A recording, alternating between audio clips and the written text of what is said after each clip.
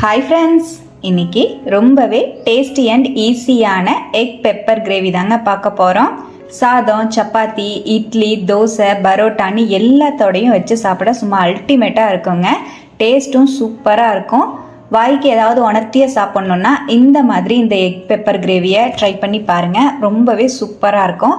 இப்போ இந்த tasty and சிம்பிளான எக் பெப்பர் கிரேவியை எப்படி செய்கிறதுன்னு பார்க்கலாங்க. எக் பெப்பர் கிரேவி செய்கிறதுக்கு மிக்ஸி ஜாரில் 2 பெரிய வெங்காயத்தை நறுக்கிட்டு ஆட் பண்ணிக்கிறேன். நல்லா நைஸாக அரைச்சி எடுத்துகிட்டு வந்துடலாங்க. இப்போது வெங்காயத்தை நல்லா நைஸாக அரைச்சி எடுத்துகிட்டு வந்துட்டேன். இதை இந்த பவுலுக்கு மாற்றி வச்சுக்கிறேன். அதே மிக்ஸி ஜாரில் 2 பெரிய சைஸ் தக்காளி பழத்தை அரிஞ்சிட்டு சேர்த்துக்கலாம். இதையும் நல்லா நைஸாக அரைச்சி எடுத்துட்டு வந்துடலாம். தக்காளி பழத்தையும் நல்லா நைஸாக அரைச்சிட்டேன். அதையும் நான் பவுலுக்கு ட்ரான்ஸ்ஃபர் பண்ணி வச்சுக்கிறேன். வெங்காயம் தக்காளியை நம்ம அரைச்சி தான் வதக்க போகிறோம், அதனால நைஸாக அரைச்சி எடுத்துக்கோங்க. பேனில் 1/2 டேபிள் ஸ்பூன் குருமிளகு, 1/2 டேபிள் ஸ்பூன் ஜீரகம் சேர்த்துக்கலாங்க. 4 பேர் சாப்பிட்ற அளவுக்கு நான் கிரேவி செய்கிறேன். குருமிளகையும் ஜீரகத்தையும் மீடியம் ஃப்ளேம்லேயே நல்லா வாசம் வர மாதிரி நல்லா வறுத்து எடுத்துக்கலாம். இப்போ ஒரு 2 நிமிஷம் மீடியம் ஃப்ளேம்லேயே குருமிளகு ஜீரகத்தை நல்லா வறுத்துட்டேன். நல்லா வாசம் வர ஆரம்பிக்கும் போது வெளியே எடுத்துடலாம். இப்போ வறுபட்ட ஜீரகம் குருமிளகை வெளியே எடுத்துட்டேன். இது இருக்கட்டும். அதே பேனில் 1 கொத்து கருவேப்பிலை சேர்த்துக்கலாம். நல்லா வறுத்து எடுத்துக்கலாம். எல்லாத்தையுமே நல்லா ட்ரையாகவே ரோஸ்ட் பண்ணி எடுத்துக்கோங்க. கருவேப்பிலையை நல்லா மொறுன்னு வறுத்து எடுத்துக்கோங்க. இப்போ கருவேப்பிலை நல்லா வறுபட்டுருச்சு. இதையும் நம்ம ஜீரகம் குருமிளகோடவே சேர்த்துக்கலாம். நல்லா ஆறுனதுக்கு அப்புறமா மிக்ஸி ஜாருக்கு மாற்றிக்கலாங்க. நல்லா நைஸாக பவுடர் பண்ணி எடுத்துகிட்டு வந்துடுவோம். இப்போ பாருங்கள், நம்ம ஜீரகம் குருமிளகு கருவேப்பிலை எல்லாத்தையுமே நல்லா நைஸாக பவுடர் பண்ணி எடுத்துட்டேன். இந்த பொடி தான் நம்ம பெப்பர் கிரேவிக்கு செம டேஸ்ட் கொடுக்க போகுது. இப்போ இது இருக்கட்டும். நான் இன்னைக்கு ஒரு 6 முட்டையை வேக வச்சு எடுத்து வச்சுருக்கேங்க. முட்டையில் கீரல் போட்டு எடுத்து வச்சுருவோம். நீங்கள் 2ஆக கட் பண்ணி கூட சேர்த்துக்கலாம். எல்லா முட்டையும் கீரல் போட்டு எடுத்து வச்சுட்டேன். பேனில் 1 டேபிள் ஸ்பூன் தேங்காய் எண்ணெய் சேர்த்துக்கிறேங்க. தேங்காய் எண்ணெயிலையும் நல்லெண்ணெயிலையும் செஞ்சிங்கன்னா ரொம்ப நல்லாயிருக்கும். நார்மலான சன்ஃப்ளவர் ஆயில் கூட யூஸ் பண்ணிக்கலாம். 1 டீஸ்பூன் சோம்பு சேர்த்துக்கலாங்க.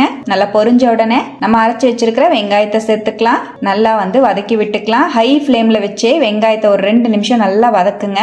இப்போ நல்லா வதக்கிட்டு வெங்காயம் வதங்கிட்டு இருக்கும் போதே 1 டீஸ்பூன் இஞ்சி பூண்டு பேஸ்ட் சேர்த்துக்கலாம். நல்லா வதக்கி விட்டுக்கலாம். ஹை ஃப்ளேமில் வச்சு நல்லா சுருள வதக்கி விடுங்க. இதோடவே 1 கொத்து கருவேப்பிலை சேர்த்துக்கலாம். நல்லா கலந்து விட்டுறலாம். ஒரு 2 நிமிஷம் வெங்காயத்தை நல்லா வதக்குனதுக்கப்புறம் இதோடவே நம்ம அரைச்சி வச்சிருக்கிற தக்காளி பேஸ்ட்டு சேர்த்துக்கலாம். நல்லா கலந்து விட்டுறலாம். தக்காளியை சேர்த்து நல்லா ஹை ஃப்ளேமில் வச்சு ஒரு 2 நிமிஷம் நல்லா கலந்து விடுங்க. இப்போ நல்லா இந்த மாதிரி கலந்து விட்டுட்டு இதோடவே 2 டீஸ்பூன் கொத்தமல்லி தூள் சேர்த்துக்கலாங்க. 1 டீஸ்பூன் மிளகாய் தூள் சேர்த்துக்கலாம். நம்ம பெப்பரும் சேர்த்துருக்கோம், அதனால மிளகாய் தூள் உங்கள் காரத்துக்கு தகுந்த மாதிரி ஆட் பண்ணிக்கோங்க. பெப்பரோட காரம் தான் அதிகமாக இருக்கணும், மிளகாய் தூள் கம்மியாக தான் இருக்கணுங்க. 1/2 டீஸ்பூன் மஞ்சள் தூள் சேர்த்துக்கலாம். நல்லா மிக்ஸ் பண்ணி விட்டுக்கலாம். பொடியெல்லாம் சேர்த்து நல்லா ஹை ஃப்ளேமில் வச்சு ஒரு 2 நிமிஷம் நல்லா கலந்து விடுங்க. இப்போ நல்லா கலந்துட்டு இதோடவே தேவையான அளவுக்கு உப்பு சேர்த்துக்கலாம். 1/2 டீஸ்பூன் கல்லுப்பு சேர்த்துக்கிறேன். நல்லா கலந்து விட்டுக்கலாம். நல்லா கலந்து விட்டுட்டு இதோடவே மிக்ஸி ஜாரை அலசி 1/2 கப் அளவுக்கு தண்ணி சேர்த்துக்கலாங்க. தண்ணி அதிகமா சேர்க்க கூடாது. நம்ம கிரேவி திக்கா தான் இருக்கணும். ரொம்ப தண்ணியா இருந்தா டேஸ்ட் நல்லா இருக்காது. இப்போ நான் 1/2 கப் அளவுக்கு தண்ணி சேர்த்து நல்லா மிக்ஸ் பண்ணி விட்டுட்டேன். இதோடவே நம்ம வேக வச்சு கீரல் போட்டு வச்சிருக்கிற முட்டையை சேர்த்துக்கலாங்க. நல்லா கலந்து விட்டுக்கலாம். நல்லா கலந்து விட்டுட்டு நம்ம வறுத்து வச்சிருக்கிற பொடியில பாதி பொடியை ஆட் பண்ணிக்கலாங்க. நம்ம வறுத்து அரைச்சி வச்சிருக்கிற ஜீரகம் குருமிளகு பொடியை சேர்த்துக்கலாம். ஃபுல்லா சேர்க்காம பாதி பொடியை சேர்த்துட்டு 1 டீஸ்பூன் அளவுக்கு மட்டும் நான் பேலன்ஸ் வச்சிருக்கேன். இதை நம்ம கடைசியா சேர்க்கணும். இப்போ நல்லா கலந்து விட்டுறலாம். இப்போ பொடியை சேர்த்து நல்லா மிக்ஸ் பண்ணி விட்டுக்கலாங்க. நல்லா கலந்து விட்டுட்டு மீடியம் ஃப்ளேம்ல ஒரு 10ல இருந்து 15 நிமிஷம் மூடி போட்டு வச்சிடலாம். நமக்கு எண்ணெய் எல்லாம் நல்லா பிரிஞ்சு வரணும். அப்பதான் பெப்பர் கிரேவி நல்லா டேஸ்டா இருக்கும். இடையில கலந்து விட்டுக்கலாங்க. இப்போ நான் ஒரு 5 நிமிஷம் போல அப்படியே மூடி வச்சிருந்தேன். ஓபன் பண்ணி கலந்து விட்டுக்கலாம். கலந்துட்டு மறுபடியும் மூடி போட்டு வச்சிடலாங்க. மீடியம் ஃப்ளேம்லயே நல்லா குக் பண்ணிக்கோங்க. உப்பு காரம் எல்லாமே முட்டையில இறங்கி நல்ல டேஸ்டா இருக்கும். மூடி வச்சிடலாம். நான் ஒரு 10 நிமிஷம் போல மறுபடியும் கிரேவியை மூடி வச்சிருந்தேன். நல்லா சூப்பரா எண்ணெய் எல்லாம் பிரிஞ்சு எவ்வளவு சூப்பரா வந்திருக்குன்னு பாருங்க. அவ்வளவுதான். இப்ப ஸ்டவ் அணைச்சிட்டு நறுக்கின மல்லித்தலை சேர்த்துக்கலாங்க.